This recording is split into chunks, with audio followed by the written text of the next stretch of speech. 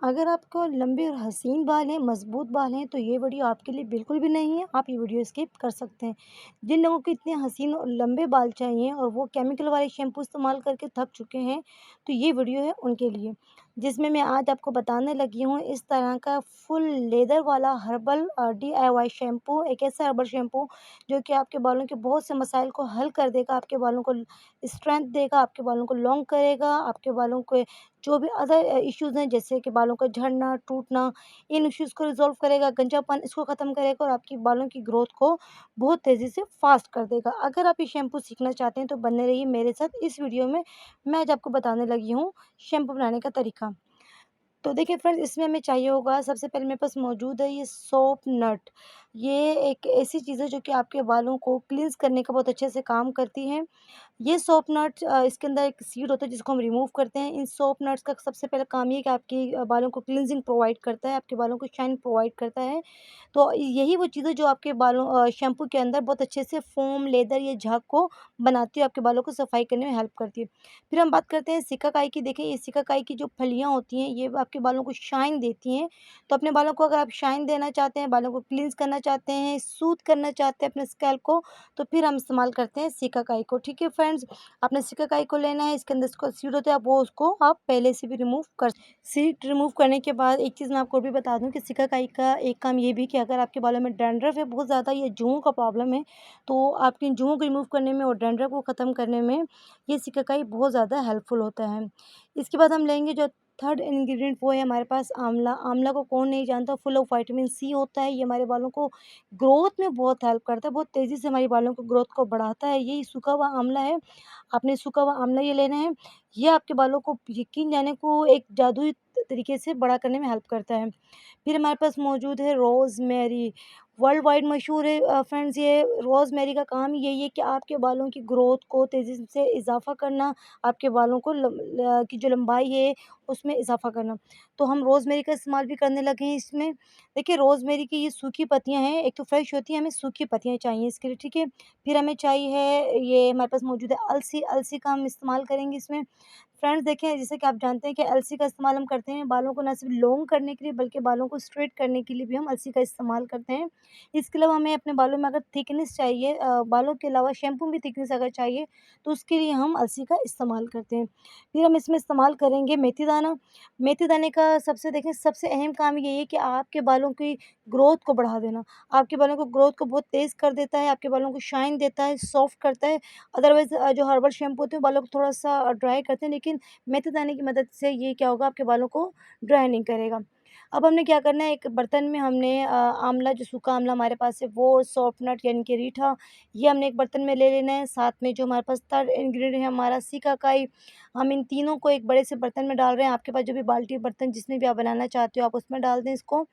इसको मैं एक बर्तन में डालने के बाद इसको मैं सबसे पहले करूँगी वॉश। आपने इसको वॉश बहुत अच्छे से करना है, क्योंकि फ्रेंड्स अगर आप डायरेक्ट इसको बनाते हैं तो फिर इसके अंदर मिट्टी बहुत ज़्यादा होती है। मैं आपको दिखाती हूँ अभी वॉश करके, थोड़ी देर में आप देखिएगा कितनी ज़्यादा मिट्टी निकलती है। और हमने क्योंकि शैम्पू बना के हेयर वॉश करने, तो इतनी मिट्टी वाला शैम्पू तो हम बना नहीं सकते हैं। और हम शैम्पू भी ऐसा बनाने लगे जो कि लॉन्ग लास्टिंग चले, ज़्यादा अरसे के लिए हम इसे रख सकें, जिसकी शेल्फ लाइफ बहुत ज़्यादा हो।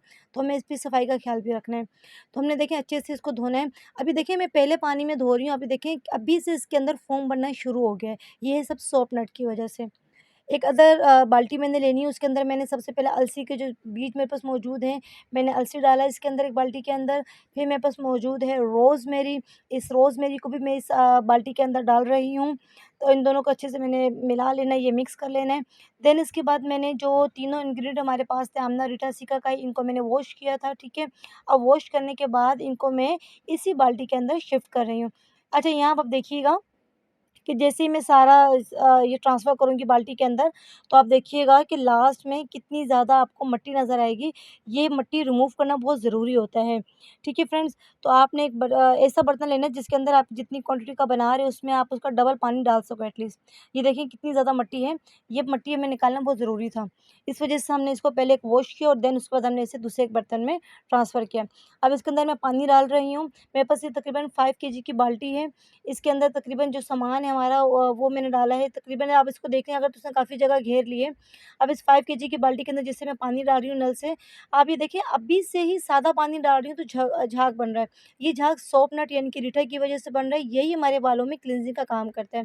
अब ये मैंने क्या किया, मेरे पास मौजूद है मेथी दाना, ये भी मैंने इसके अंदर ऐड कर देना है और ऐड करने के बाद इसको मैंने ज़रा हल्के से मिक्स कर देना है और मिक्स करने के बाद हम इसको तकरीबन 24 आवर्स के लिए रखेंगे ताकि जो भी हमने इसके अंदर हर्ब्स डाले हैं, वो अच्छे से पानी के अंदर अपना जो भी उनके है बेनिफिट्स वो पानी में छोड़ सकें। आफ्टर 24 आवर्स देखें पानी का कलर चेंज हो चुका है, कितना देखें डार्क डार्क सा ब्राउनिश सा कलर आ चुका है और जो इसके अंदर हर्ब डाले थे हमने, वो भी बहुत अच्छे से सॉफ्ट हो चुके हैं। ये देखिए मैं इसको हल्का सा प्रेस करके देख रही हूँ तो इसका सीड कितनी आसानी से रिमूव हो रहा है। रोज़मेरी के जो पत्ते थे, सूखी टहनियाँ, वो भी बहुत अच्छे से, जो इसके लीफ थे, बहुत अच्छे से वो भी कलर अपना चेंज कर चुके हैं। अब इसको मैंने एक बड़े से बर्तन में ट्रांसफ़र करना है और इसको फिर मैंने रखना है चूल्हे पर, उसको मैंने पकाना है। पकाना हमने कितना है फ्रेंड, देखें जितना आपने पानी डाला है, सपोज़ अगर मैंने आप ये आपकी क्वांटिटी पे डिपेंड करता है। अगर मिसाल के तौर पे आपने 3 केजी पानी डाला है, तो आपने इतना पकाना है कि वो उसका हाफ़ रह जाए, यानी कि 1 एंड हाफ़ केजी रह जाए। तो मैंने इतनी देर पकाने के बाद अब मैंने एक अलग से बर्तन लेना है और मैंने इस जो मैंने हर्ब्स बॉयल किए ना फ्रेंड्स, इसको मैं अब छानने लगी हूँ। आपके पास जो भी छानने के लिए सहूलत मौजूद हो, आपने उस हिसाब से इसको छान लेना है। पानी आपने सारा अलग करना है, जो भी हर्ब्स हैं उनको आपने अलग करना है। अच्छा ये गरम है, अभी ये ज़हन में रखिएगा। या आपने चूँकि हमने इसके अंदर डाला है मेथी दाना और साथ में हमने डाला है इसके अंदर अलसी, तो वो हल्का सा झाग बना देता है। सॉरी, वो हल्के से उसमें गाढ़ापन पैदा कर देता है। तो ये हल्का-हल्का सा गाढ़ा आपको फ़ील होगा। तो हमने अच्छे से इसको गरम-गरम ही मैं इसको छानने लगी हूँ ताकि वो रुकावट ना हो, ज़्यादा जेल बनने की वज़ह से रुकावट ना बन जाए। तो मैं इसे गरम-गरम ही ट्रांसफ़र कर रही हूँ दूसरे बर्तन के अंदर और पानी को सारा मैंने छान लिया। अब देखिए मेरे पास बच गए हैं ये जो अलग से बर्तन में मैंने बॉयल किया था, इस पतीले में आप देखें सारा जो भी हर्ब्स मेरे पास रह गए, ये भी हमारे काम का है। इसमें जो-जो सीड होगा मैं वो निकालती जाऊँगी।